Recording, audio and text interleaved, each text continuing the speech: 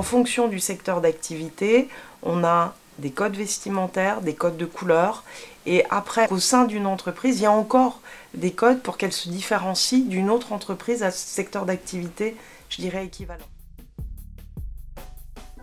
On ne demande pas à ce que les gens soient des clones, mais au moins montrer qu'on adhère, qu'on fait partie en effet de la tribu, du groupe. Si après on amène une touche de personnalité, ça va se jouer sur pas grand-chose, sur une marque de costume, sur une marque de montre. Maintenant, si on aspire à un poste plus important, il faut montrer qu'on est capable de l'obtenir et qu'on peut nous faire confiance puisqu'on a déjà cette envergure, surtout quand on a un plan de carrière et qu'on essaye de l'atteindre, c'est très aidant.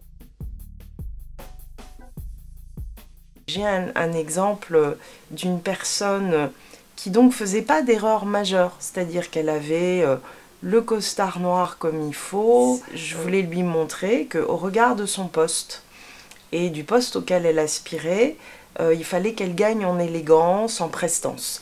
C'est pas facile à expliquer à quelqu'un ce qu'est la prestance et l'élégance quand la personne est persuadée qu'elle est déjà élégante. Donc là, il y a un apprentissage sur place et de comparaison, voilà, à costume équivalent, à marques différentes, le tombé de ce costume, le toucher de ce costume, et donc elle peut l'observer, parce que je lui fais essayer. Et on le voit dans le miroir, elle se reconnaît, mais elle voit qu'il y a eu un changement majeur, qu'il y a cette élégance et cette prestance qui se met en place.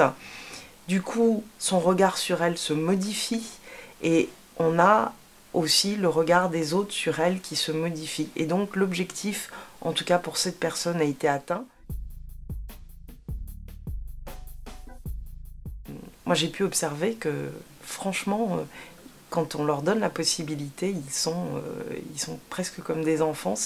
Voilà, ça les amuse, ça les intéresse, et surtout, ils s'aperçoivent de tout ce que ça va déclencher pour eux.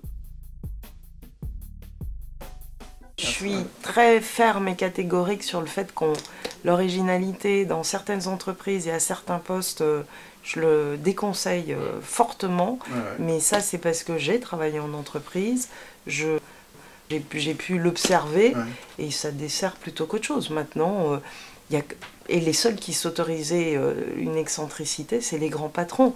Si vous regardez Steve Jobs qui est parti, c'était le seul qui arrivait en col roulé, en jean basket, alors que tous les gens juste après lui étaient en costard-cravate, mais parce qu'ils pouvaient se le permettre et montrer qu'il était et le dirigeant, mais aussi un grand créatif, et puis que, mince, il est chez lui, il fait ce qu'il veut.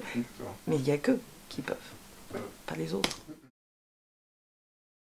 Je suis avant tout une styliste de mode, j'ai plusieurs collections à mon actif. J'ai aussi une formation dans l'accompagnement. En fait, je crois que c'est surtout beaucoup d'intérêt et de passion pour la personne et pour tout ce qu'elle peut faire avec cet outil qui est le vêtement.